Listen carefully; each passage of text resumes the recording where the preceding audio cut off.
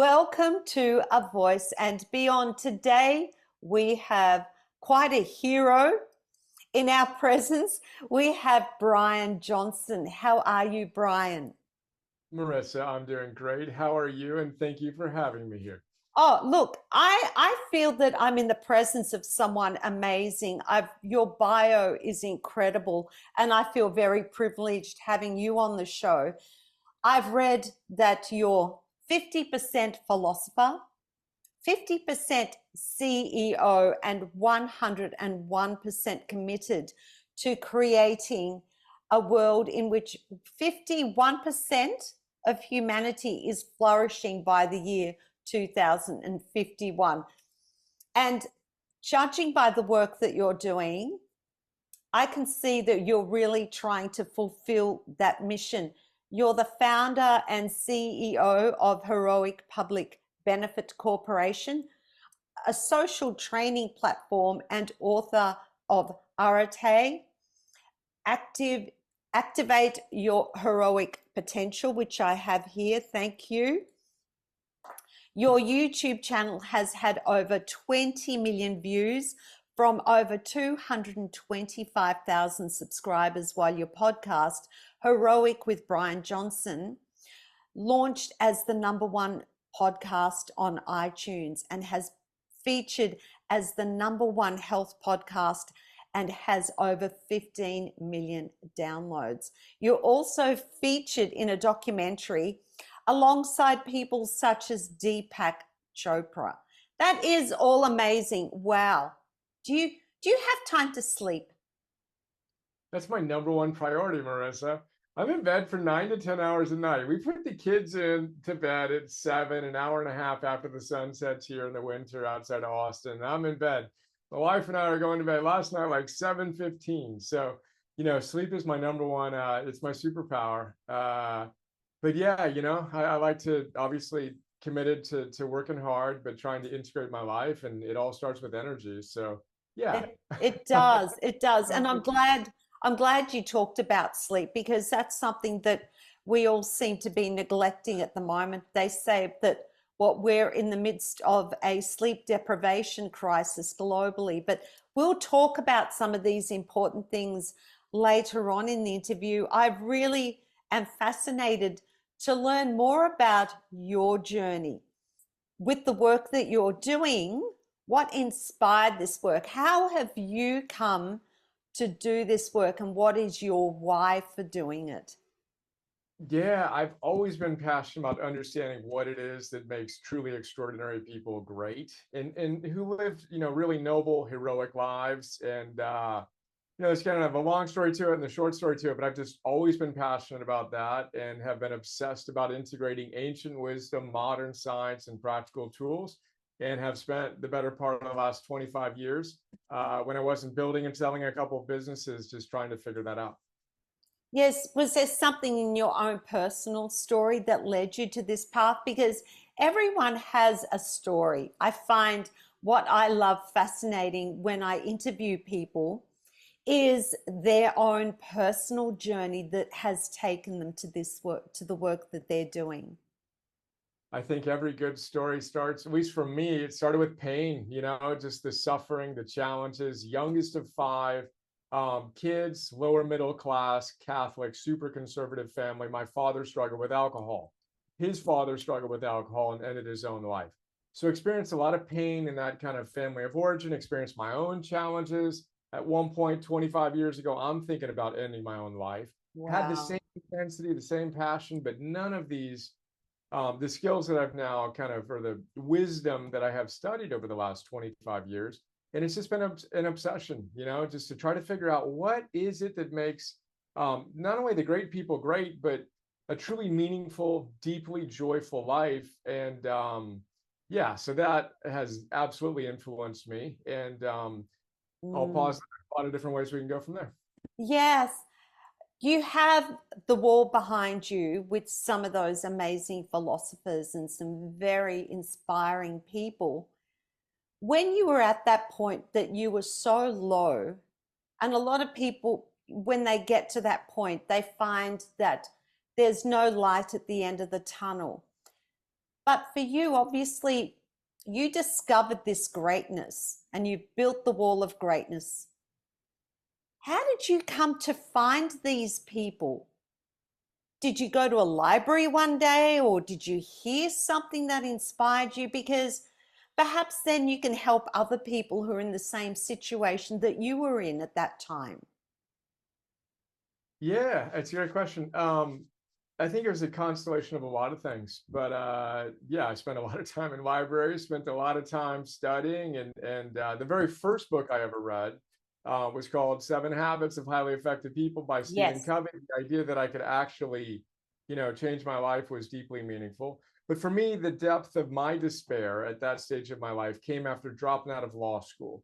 So dropped out of law school, had no idea what I wanted to do, but one thing. I wanted to coach a Little League baseball team.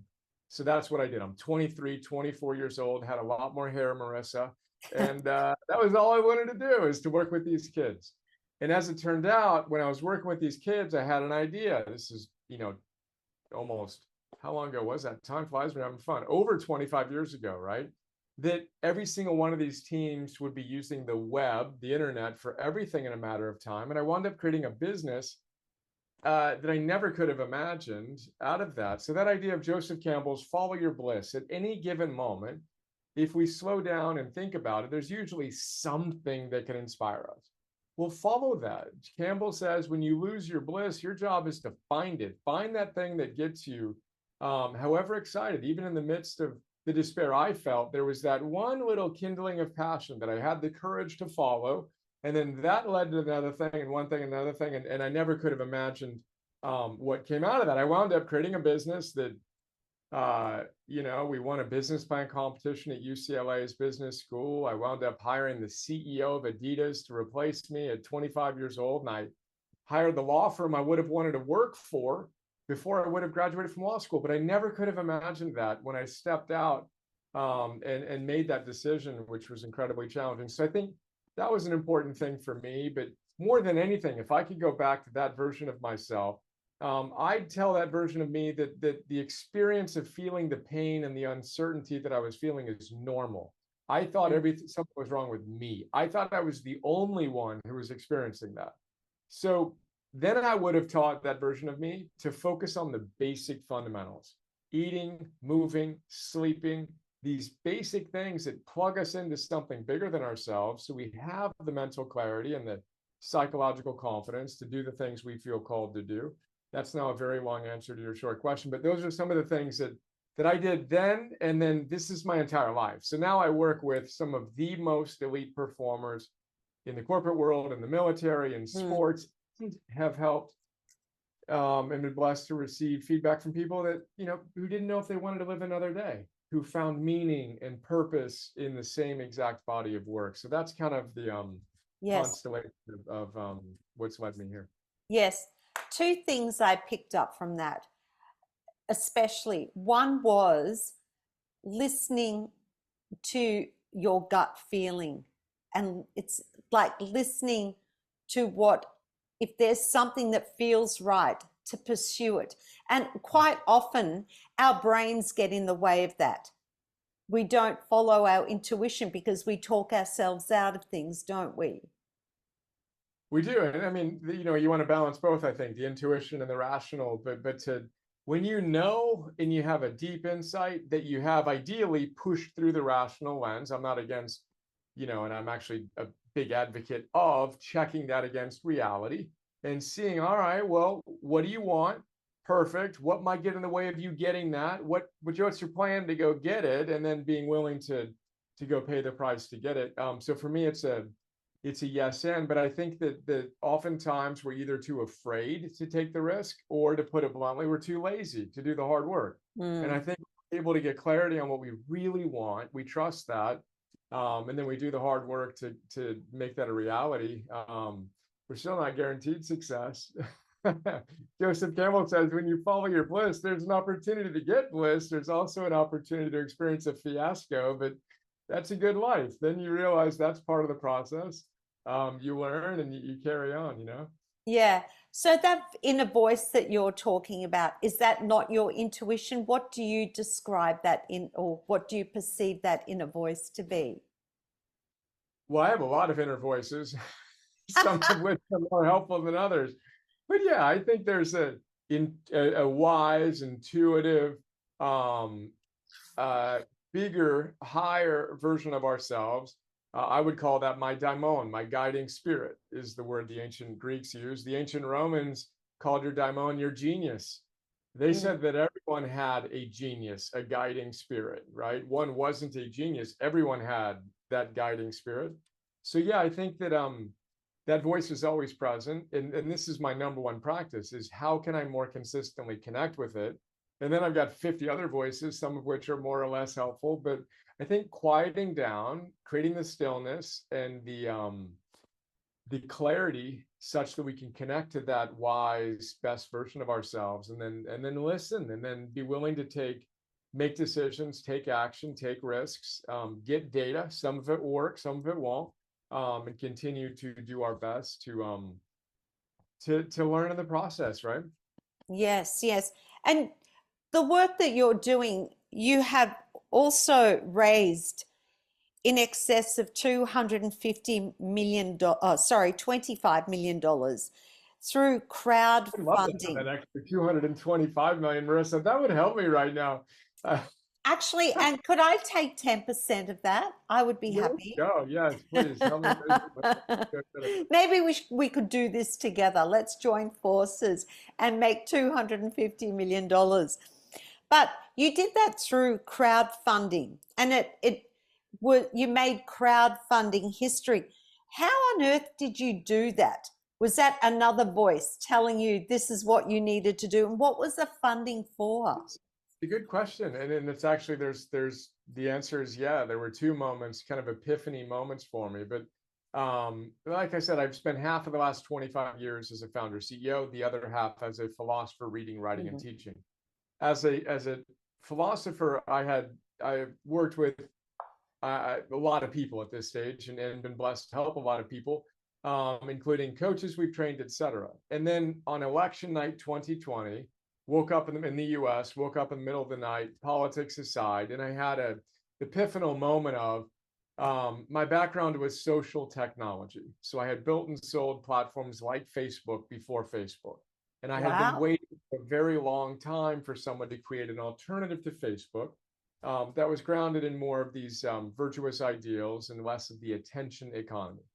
Anyway, I had a vision to create a company, Heroic Public Benefit Corporation, and literally at that moment in the morning, I created in my mind the company. The next day, I started formally creating it, talked to some of my advisors about it. They told me about crowdfunding. Well, let me look that up. And then I learned that the crowdfunding regulations were changing from a maximum of $1 million of fundraising to 5 million. And I had a hit in the moment that we were going to be the first company to ever do it. I didn't think we would, I knew we would. And yeah, that was two deep insights in the span of about 72 hours. And then that sounds nice and warm and fuzzy, but we had to go do the work to do it. 6 weeks later, we did all the work with the SEC. I sent out an email to our community that I had been blessed to serve for years, and told them about our vision and our mission to hopefully, make a positive difference in the world. And in 24 hours, we had $5 million of expressed interest. In 100 hours, we had 10 million. We wound up making history, raising 10 million, not five. But it was the accumulation of a decade of trying to serve profoundly. And my deepest inspiration on the kind of economic, financial side is a guy named Eric Butterworth, who is Maya Angelou's spiritual advisor, wrote one of Oprah's favorite books. He wrote a book called Spiritual Economics. And he said, you should never go after money or material things. Mm-hmm. You should go after the consciousness through which money and material things can come to you when and as you need it. So that's been my practice for a long time. And that, for me, feels like perhaps a demonstration of his truth, and felt blessed to have the support. We had 2,500 investors from 75 countries around the world, ranging from $100 now to $1 million. And it's just been a blessing to have their support. And, my work is to be worthy of that and to try to make them proud and make the impact that I committed to doing with them. Mm. Where has that money gone to? So right after that, then there's a third epiphany. I heard about a company called MetaLab that built Slack, Tinder, Uber Eats. Elon Musk went to them to build his new business, Neuralink. They're the best in the world at building a product, and 1,400 companies go to them a year to build their product, and they work with 40. Well, we were one of them. They wound up investing in us, and they built our app, and yeah, so that capital goes into building the company that hopefully has the product that's worthy of a broad adoption. Mm. So a lot of your work is centered around the word heroic potential. And you've trained 10,000 plus heroic coaches from over 100 countries. Through that work, what do you believe defines a hero? What qualities does a hero possess? Yeah, I got my body tattooed with the design company that did it. They're like, hey, we're going to spend a couple more weeks getting getting that right. If you're going to go tattoo it, is this good? That's the final version, right? Let's go. Wow. Well, the Greeks are the ones who came up with the word for hero. So in ancient Greece, when they named came up with the idea of a hero, the word they chose meant protector. So a hero etymologically is a protector. And a hero, rather than a victim, a hero has strength for two. They want to serve. They're a protector. Their secret weapon is love. In the ancient world, that was, and in the modern world, that's the hero's secret weapon. So that's how I see the idea of being a hero. And that's all of us are called. I mean, we're living in historically significantly challenging times. And from my point, you literally, Marissa, and anyone listening to this are the hero we've been waiting for. And I believe we each need to step up and do the hard work to craft our consciousness, to be the people we're capable of being in service to something bigger than ourselves. And then the t-shirt I'm wearing and my tattoo on this side of my body represents how to do that. So how does one show up and live heroically? In a single word, you live with arete. Arete is another ancient Greek word. It means virtue or excellence, but it has a deeper meaning, something closer to being your best self, moment to moment to moment. It's the one word answer the ancient Stoics would give you on how to live a good life. Literally, one word, arete. Be your best self, moment to moment to moment. And as you know in the book, I talk about this with my son, where in any given moment, I think you're capable of being this, if you're capable of being this, and you're actually being this. And there's a gap between who you could have been and who you're actually being. It's in that gap in which regret, anxiety, disillusionment exists. When you close the gap, you live with arete, you express the best version of yourself. There's no room for that negative stuff. And you feel a deep sense of joy and meaning and purpose, which the Greeks called eudaimonia, which means good soul. It's as if your soul advised you and you showed up in integrity with that best you, and you feel a deep sense again of joy, meaning, purpose, etc. That's amazing. I love that. I love that. I think that's so profound, but I really resonate with it. And the thing that came to mind when you were talking about that best self, is that for me personally, when life throws you adversity, your best self changes. And do you believe that in life, our best self, or who we can turn up as our best, each day changes, and that we also too have to be kind to ourselves and cut ourselves a break when our best today perhaps wasn't as good as our best self yesterday? Yeah, I would say yes. And I think we want to practice self-compassion for sure. And I think we want to simultaneously hold high standards. And, Yes. My kind of philosophy is grounded on the most loving thing we can do is to hold ourselves to high standards, then do the things we know we're capable of doing. So oftentimes cutting ourselves a break right when we need to actually step it up a notch isn't a wise thing to do. So if I'm getting hit by life, that's not the time I'm accepting that reality. I'm loving what is. I'm not arguing with it. But then I'm using that as a challenge to step up and to try to do my best. I'm in America, the Super Bowl is coming up. It's as if, wow, it's the Super Bowl time. That's when I step up my training. That's not when I drop back on it. So that's when I compassionately, but wisely, and frankly, fiercely make sure I'm eating and moving and sleeping and breathing and focusing my mind and connecting with my family and doing the things I know I need to do. And then that challenge becomes my opportunity to practice my philosophy and get stronger. Now, of course, day in and day out, our best is going to look differently, as Don Miguel Ruiz says in Four Agreements, always do your best. Some days that will be better than others. But I think that it's an interesting balance, of, and it'll mean different things for different people in terms of cutting ourselves a break and all that, Yes. I think Yeah. those challenges again give us an opportunity to really forge a strength we may not have known we had. Mm. It's incredible what we can do. There's things, for example, that I've achieved over the past perhaps even 5 years that I never thought I would ever achieve. I've completed a PhD. I wrote an academic textbook. I started a podcast that's become very popular. I'm doing a teaching tour in America. I mean, there's so many things. And there are times I say to myself when I get to that place of overwhelm, my immediate reaction is to say, what was I thinking when I signed up for this? When you start to feel those moments of self-doubt, and we're human beings. And then I say to myself, I can do anything I put my mind to, and I know I'm going to get it done because I always do. So there's Oh, that there we go. That's brilliant. Yeah, but then of course you're going to experience the doubt, you're on a hero's journey.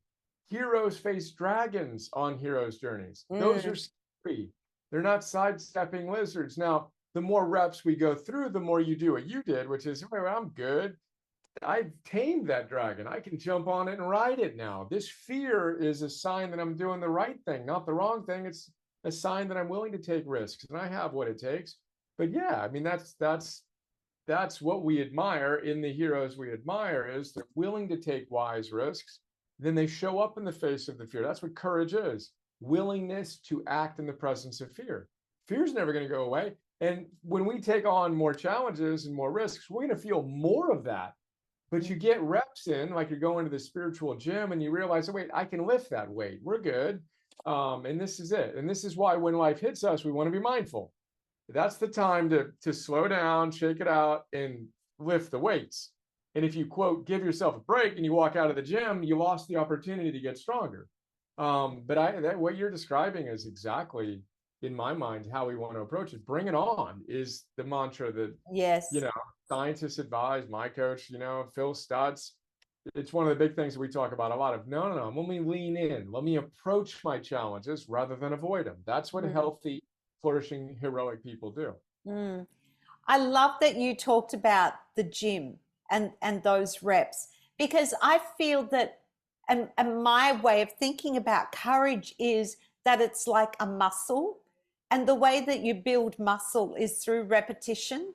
So if you're going to build that courage muscle, you've got to do it in a repetitive way for it to become consistent.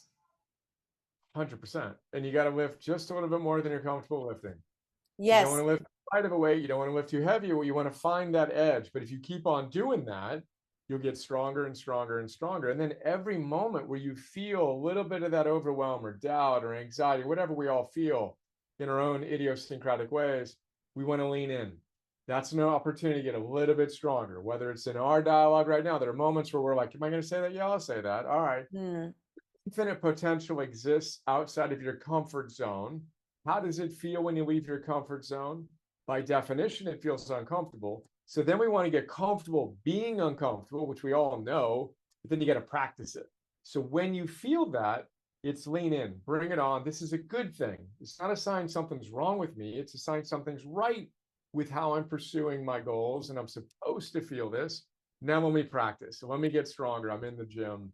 But I love that the repetition, the mindful, deliberate practice. It's the same thing emotionally and psychologically, Yes. creatively that we do physically. Yes. And those challenges, I say, are they're our vehicle for personal growth.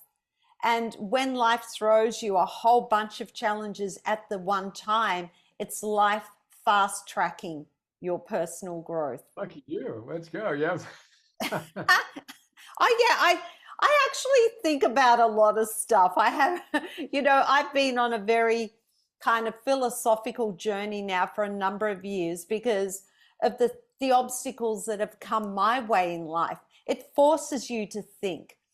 Or if otherwise you're just going to lie there in a fetal position somewhere in a corner, sobbing like a baby and never getting out of that mental space. I mean, you've got to try and kind of rationalize things and make sense of them if you want to live your best life, if you want to improve your life.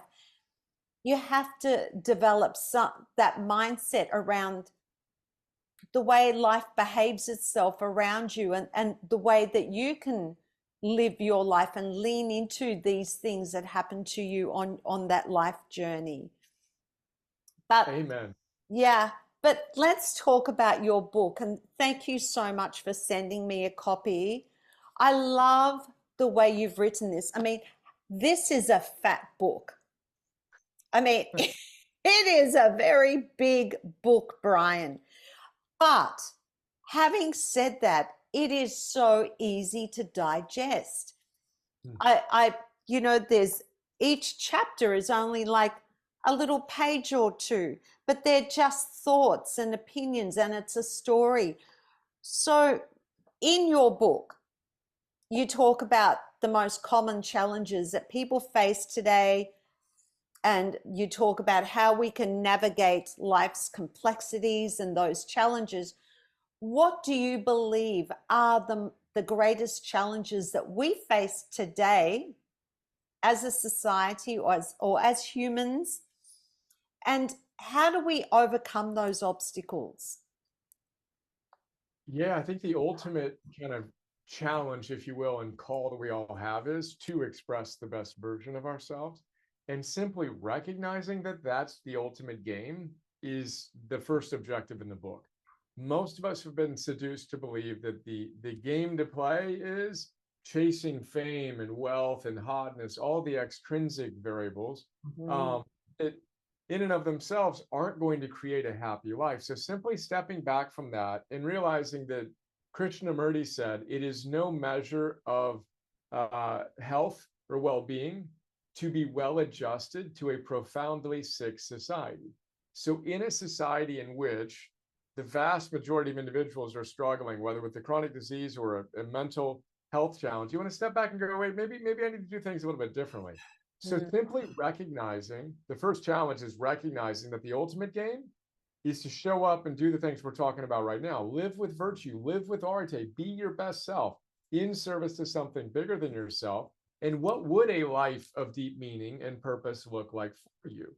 And getting off of that kind of hedonic treadmill and stepping back and really getting clear on who you are when you're at your best, what that might look like, and how you might architect a life of deep meaning. And then again, my coach, Phil Stutz, I talk about a lot in the book. And he's featured in the Netflix documentary called Stutz. Brilliant, brilliant human being. He says that his favorite teacher, Rudolf Steiner, says there are two main things that get in the way of us living a great life: fear and laziness. I Mm. think that's accurate, you know?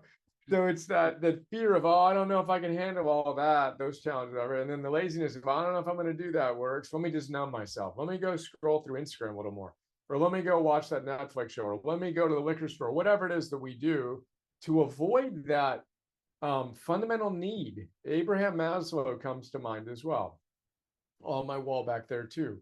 He says that at a certain stage of our development, Maslow created the hierarchy of needs, of course.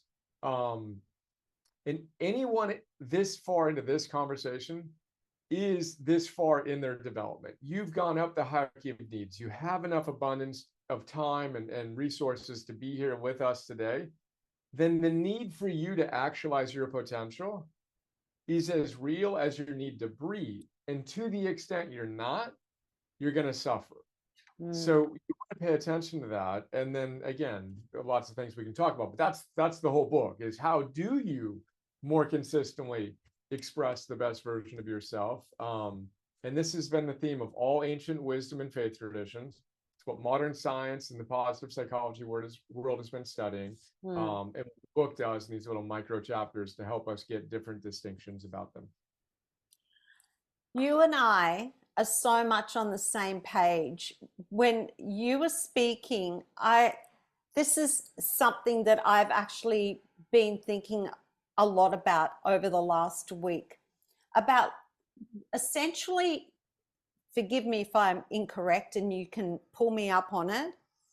It's about living in congruency, living your life in alignment to who you are meant to be, and to your core values. Am I correct in 100%. That's pretty yeah? much that's the Yeah, challenge, And then that again, that clicking is on the that challenge. with virtue, doing it for something bigger than yourself. I mean, Uh-huh. this is the essence of it, I believe. And earlier you were talking about the voice. Now, I through that last little bit of commentary and what you were speaking about in the message that you're sharing through the book, it's when we are not in alignment, or we are not living life in congruency, there is a voice within us that is telling us that this is not okay. This is not what we're meant to be doing. This is what I believe. And it's when we don't listen to that voice that we become unwell, that we become diseased, that there's resistance in life. Things are so much harder in life. And for me, it's not just a voice, but it's also a feeling in my body. It's even when, at the most basic level, if I'm spending time with someone and their core values do not align with mine, and there is a conflict there on that most basic level, I feel it in my body. I feel like I don't have any energy. I feel like there's a tension in my body. And that voice is telling me to get out of there. I mean, that's just an example that comes to mind for me. Or being in a workplace where you feel you don't have energy, where you lose you're not productive, you lose your creativity, that you have brain fog, you don't feel inspired, you're not in alignment with that work environment or that task. Sorry, I've just gone on a tangent here, but it was just, I'm just sharing the things that were coming to mind while you were But I saying think all of that, that. to me, again, to bring it back to the idea of that daimon, the guiding spirit, and then I believe that my fundamental job for myself is to find the things that I do that help me be more connected to that best version of myself. Mm-hmm. And it's a battle, a constant battle between the daimon, the best version of ourselves, and the demon voice, which is the diminutive of daimon. The guiding spirit is the demon, the less than awesome spirit. So it's that battle of voices in our heads that we want to be mindful of, and noticing the which one are we following, and to the extent follow the guiding spirit, the wise version of ourselves in the most basic fundamental things, the eating, the moving, the sleeping, the breathing, the focusing. The more we practice that, the more clear we are in interpersonal dynamics, like what you described, in career decisions. There's an intelligence that's there, that I absolutely believe is present, and our jobs include getting connected to that. So can we create the space such that that version of us can more consistently be expressed? Yeah, I mean, Ralph Waldo Emerson's on my wall back there. We named our son after him. He tells me in my meditation every morning, trust thyself. Every heart vibrates to that iron string. You have wisdom within you. And that's a really key practice to develop that trust and Hmm. um, be more attuned to it. So you outlined 7 objectives in your book of how we can master these challenges and the feelings that come along with them. So what are those 7 objectives?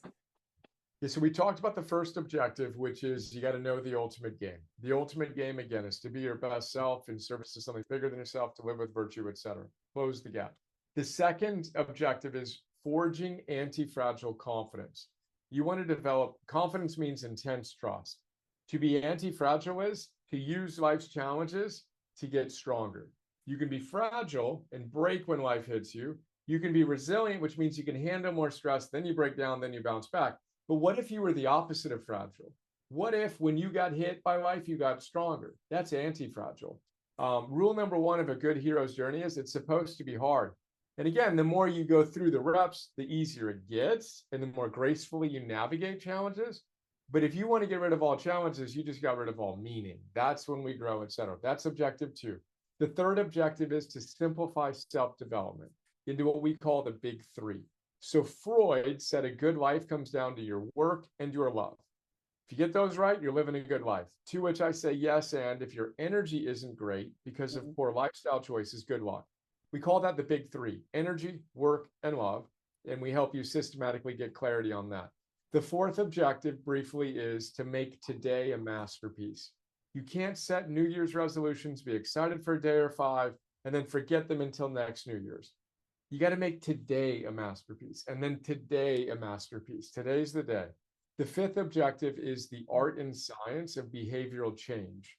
So we need to master the process of installing and deleting habits. It's a skill that can be taught and it can be mastered, and it's very, very important. Objective 6 is to dominate what I call the fundamentals, the very basic things: the eating, the moving, the sleeping, the breathing, the focusing that I've already mentioned a number of times. When you do those 6 things, objectives, I believe that you activate your superpower. I believe latent within all of us is this best version of ourselves. Gandhi talked about something he called soul force. We're recording this a few days after we celebrated Martin Luther King Day in the US. Well, Martin Luther King, his hero was Gandhi. He talked about soul force in his I Have a Dream speech. All of our heroes have one thing in common. When you're in their presence, you feel them. You feel the positive version of what you just described when you felt enervated. When you're in the presence of someone with integrity, you feel their moral charisma. They energize you in their very presence. I want you and everyone that I have the opportunity to connect with to activate that. That's our heroic superpower. It's expressed differently for everyone, but every single one of our heroes had it in common. They all had that ineffable moral charisma that you feel when someone's living in integrity with their highest ideals. That's the 7th objective. And again, it is kind of the natural flowering and byproduct of living the prior 6. Mm. Do you feel that as a society we're being set up to fail in all these areas? I mean, I Not know we're, deliberately, but yeah. I mean, and again, but this is a 2,500-year-old challenge. This isn't like, oh my God, it's amplified and it's more exacerbated today via technology and whatnot. But this is what Socrates talked about. This is what the Bhagavad Gita is about. This is what the Dhammapada and Buddhism is about. This is what ancient Chinese philosophers talked about. Every great ancient wisdom and faith tradition talked about this. So it's a 2,500-year-old challenge. So yes, we've been seduced to play the wrong game for 2,500 years. Now it's just, amplified to the nth degree. yes. And what about our responsibility and our role as parents?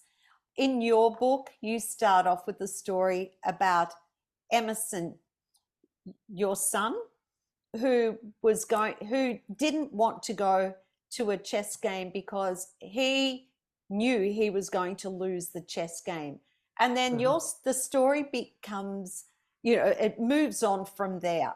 So what about our role as parents and the values that we can instill in our children, and how we can help them develop their heroic potential. Yeah, the word parent etymologically means to bring forth. So as a parent, I have two kids, an 11-year-old and a 7-year-old, almost 7, Eleanor and Emerson. So my job is to help them bring forth the best within themselves. So then I'm only going to be able to do that to the extent I have a coherent life philosophy and I have an idea of how I can personally show up as my best self. You can't give what you don't have. Very difficult to do that. So I think the first rule of parenting is you got to be the change you want to see, to paraphrase Gandhi. So are you living in integrity with your highest ideals? Because your kids are watching you, and then they're going to do what you do, not what you tell them to do. So we've got to practice living with wisdom and discipline and love and courage and gratitude and hope and curiosity and zest, the virtues that science says are correlated with flourishing. And that's a humbling practice. I mean, that is the hardest job I have, to be worthy of my kids' emulation. I mean, that's a very humbling standard. But I think we need to take that responsibility seriously and do that hard work. And then, of course, we create a culture in our family, whatever that looks like for each of us, where that's the norm, And again, we got to pull outside of the culture that is teaching our kids something very, very different than what we're talking about. And that's a heroic challenge that again, I personally take seriously, and found that using my son's challenges as an opportunity to explain what could be complex ideas was a good way to start the book. Yes. Do you feel that with our youth today, that perhaps, I feel that many of them feel very entitled because everything's just instant and they don't have to work hard. So do you feel that they're becoming, you talked about laziness and fear being the two obstacles to someone reaching their full potential or their greatness or heroic potential.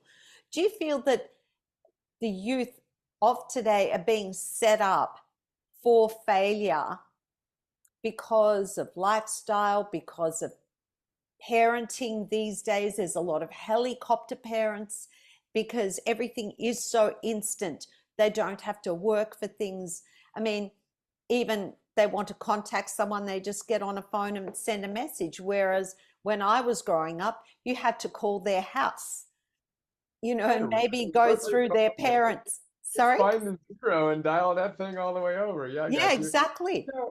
I got enough going on within my own mind and with my own family that I'm focused on, but that's where I always start, is let me try to embody these ideals with more integrity. Then let me challenge the individual to do so and get their consciousness right so they can be better, wise, noble parents. But I think ultimately, yes, we live in a world in which I do not believe any of us this isn't the normative cultural standard.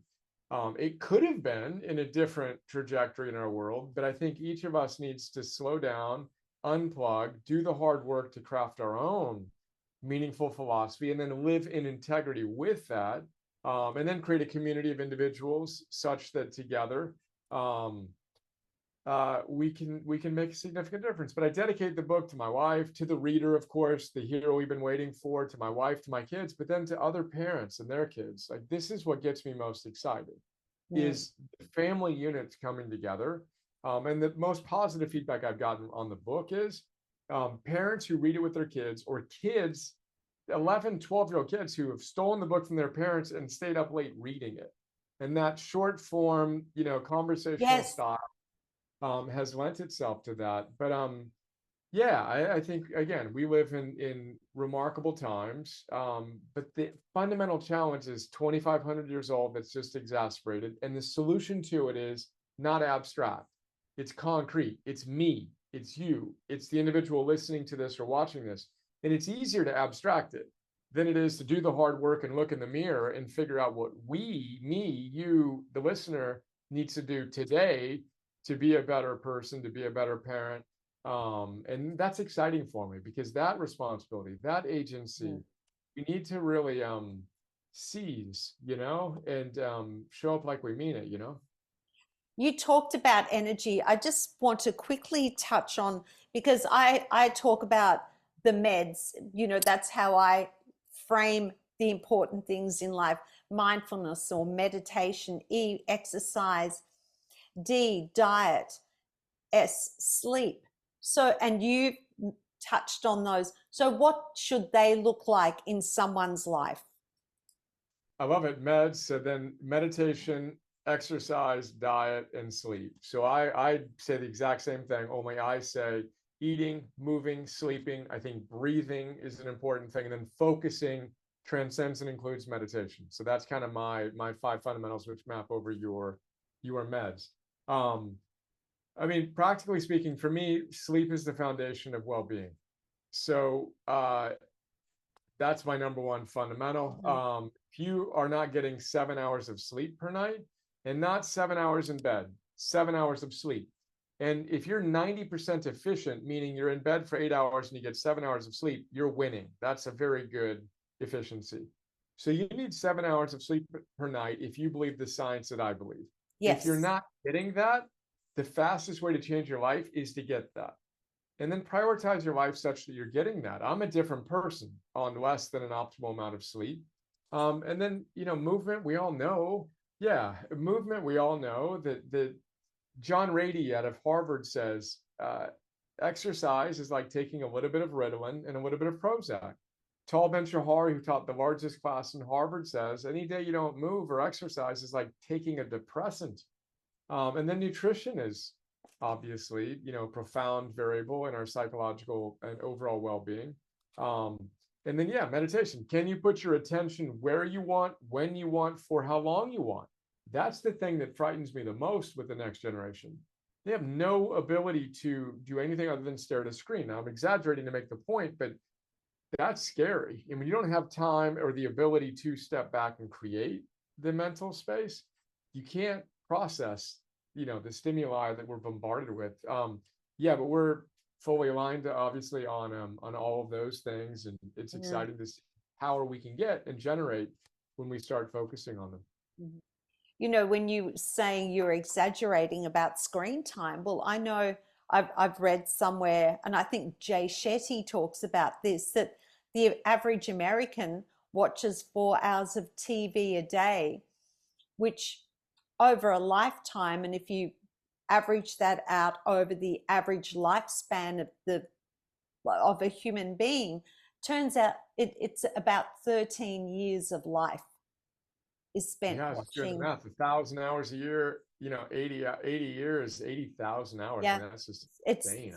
yeah, 1,000 hours. 13 years of Yeah. someone's life So watching we watched TV. a lot of heroes. We watched a lot of pseudo heroes. And the way I challenge our coaches is you got to make a decision. Do you want to be entertained or do you want to be actualized?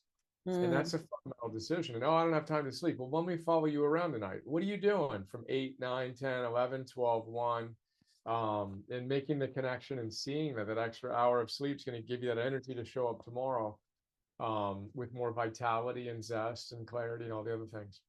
And you talked about love as one of the other fundamentals. Now, you said that the book is dedicated to your wife. What's the and your children and the reader, but what is the thing about your wife?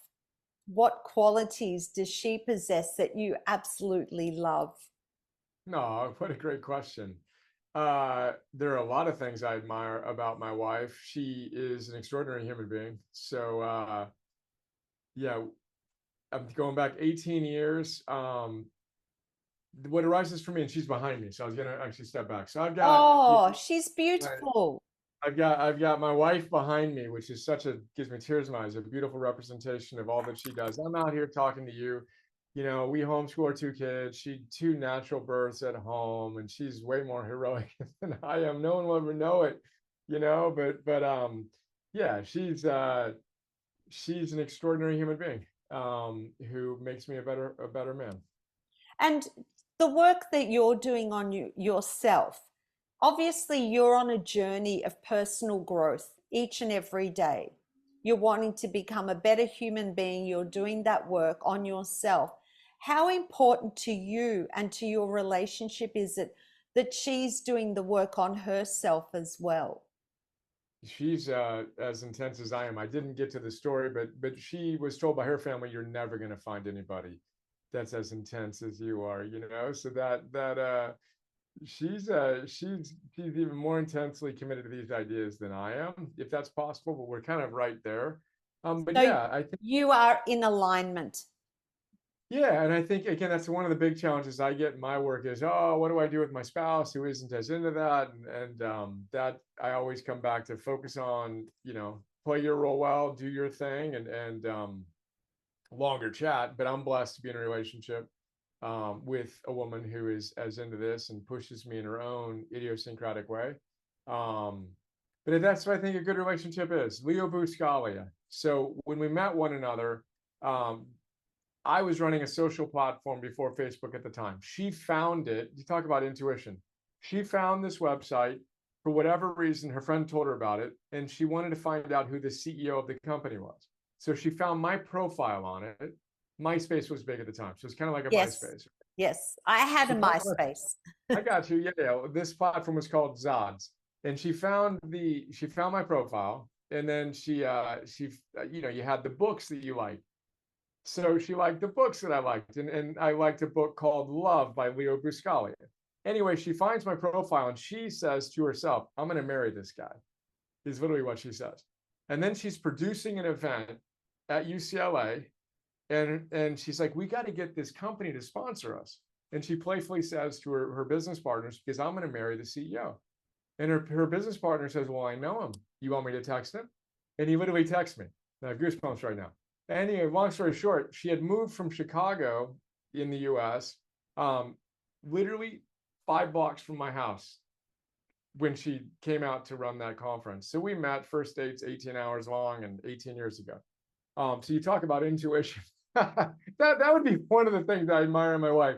She's got an incredibly powerful intuition. So she's my primary guide in life and a lot of other things. But that's a fun story that demonstrates some of her power there. Yes. That's a beautiful story. I love that. I love that. It's funny, when I met my husband, I saw him in the distance and I said to my girlfriend who I was out with that particular night, he's the one. So, and we ended up getting married. We've been together over 30 years. So Oh my goodness. us women, That's we're so good. crazy. We are crazy human Let- beings. Much of Let's this go. work. Let me go back to Leo Buscaglia. I didn't finish my thought there because I Oh, got enthralled yes. by the origin story. So we had both read this book by Leo Buscaglia called Love. Leo Buscaglia says any relationship that doesn't consist of two individuals supporting one another and actualizing their potential together is attachment, not love. So Mm. that became the core ethos of our relationship, that we both loved that book. I'd never dated a woman who had read that book. She'd never found a guy that read that book. And that's kind of the guiding light for us is we are committed to actualizing our potential individually, coming together as a couple to actualize and support one another in actualizing our potential, while now being blessed and challenged to do that with our two kids, which made it infinitely more challenging, as you know, I'm sure, to maintain all those moving parts. But anyway, that's our kind of relational kind of conception of love. Yes. And it's hard to love someone else too if you don't love yourself. And I know a lot of people probably think that's vanity, but it's important to, if you don't care for yourself, how can you care for somebody else? How can you share a resource that you don't possess for yourself? Don't you? I Yeah, mean, we have yeah, to do the work on ourselves first. yeah. And I think that part of that includes being loving, and giving that love. But yes, it's very difficult to give to someone that which you do not give to yourself on any consistent basis. But Mm. yeah, that again, so important that we take care of ourselves and again, live in integrity with our ideals, which will include being good partners, and striving to both give love and be worthy of the love that we receive. Mm. In your life, what would be a deal breaker? Not talking about your relationship here, but you obviously have a very structured, routine life. It sounds like very disciplined. What would be a deal breaker for you, or what is something you absolutely would not do in your life that would not be in congruency with who you are as a human? There's a long list of things there, Marissa. I mean, my commitment is, can I be my best self? Can I live with virtue? I'm not perfect. I'm never going to be perfect. There are no perfect Mm. people. Um, uh, but yeah, I don't know if you want a specific, like, you Oh know, no, just a couple of examples of just I'm not a fan of basic. alcohol. You know, my dad and his dad, my brother drank enough alcohol to last a few lifetimes, you know, like that isn't, I don't need that, you know. Yeah. Yes. So that Yes. doesn't, whatever. But I mean, humbly though, we all have our own kryptonites. We all have our own challenges. So again, that common humanity of, all right, well, where do we kind of struggle and how do we tighten that up? Um, but yeah, I'm simple, you know. I do the same simple things and feel blessed to do what I do professionally, feel blessed to have the family I do. And outside of that, I'm a pretty boring guy. I kind of feel the same. So you're not alone there. We're going to start wrapping this up, Brian. But if there was something that you would like to share with the listeners, like either a piece of advice or something you feel that one small thing that they could do, that they could change in their lives to make a big difference and to allow them to embark on that journey of achieving their full potential. Yeah, so I'd answer that question in two parts. One, Yes. anything we just discussed that may have resonated with you, whoever's listening or watching this, like think about that. Why did it resonate and how can you move from theory to practice on it? But then think about my one thing that I would encourage you to think about is the one thing you think would most positively change your life. So when you step back and think, and I do this all the time, anytime I want to go next level, or if I'm feeling a little bit overwhelmed and I want more stability, I ask myself this question. What's the one thing I know I could start doing that if I did it consistently would most positively change my life? And then what's the one thing I need to stop doing that if I stopped doing it would most positively change my life? And the reality is, stopping that negative habit is actually the fastest way to change your life. You Mm. can pile on a lot of good stuff, but if you've got a block of kryptonite in front of you that's draining you of your power, you can have a tough time moving forward. So that Yes. would be my encouragement. Think about that +1 start, the -1 stop. Um, and then have fun giving yourself that gift of deeper discipline and the joy that follows. What's your legacy, do you believe? I want to be alive in this moment, you know, and do my best. But my mission in life, I've tattooed to my body. So it's you know the 51-20-51. Can I help create a world in which 51% of humanity is flourishing by 2051? It was inspired by Martin Seligman, the founder of positive psychology. We're obviously not going to do it alone, but can I play my role well to help create that world? That's the mission to which I've dedicated my life. Um, and you know, doing my best day in and day out to see what I can do to help move us toward that. You are, Brian. You're doing an incredible job. What are you up to next? Same old thing. I'm gonna unplug. This is late for me. You're I don't know how many hours ahead of me, but I never schedule anything this late. So it's five Ah, ten p.m. I'm usually done at 5 in the winters. Family time is up for me next. Going to bed early is up for me next. Waking up early, feeling great, meditating, doing what's important for me then, and then another great day. That's you know, that's my next steps in the most immediate sense. well, I'm going to make sure you get to your next. We're going to finish this up.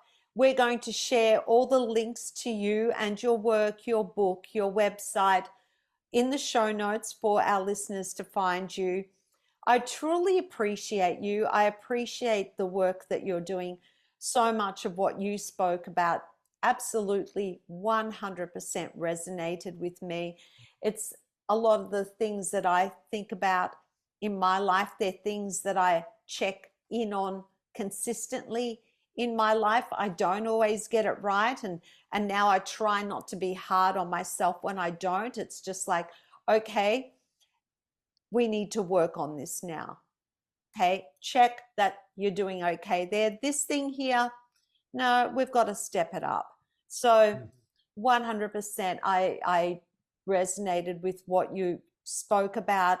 The work you're doing is incredible. I wish you all the very best. And, I hope our paths meet one day. It'd be great to meet you in person. And yes, just best wishes on what you're setting out to achieve. And I'm sure you're going to get there because you've got the heart, the soul, the passion, and that deep desire to do it. Oh, bless you. I appreciate you and admire all that you're up to, and happy to be on the same heroic quest with you. So thank you for having me. And I too look forward to crossing paths in the future. Thank you for your time, Brian. Go to bed. Exactly. Thanks, Thank you. Marissa. Bye.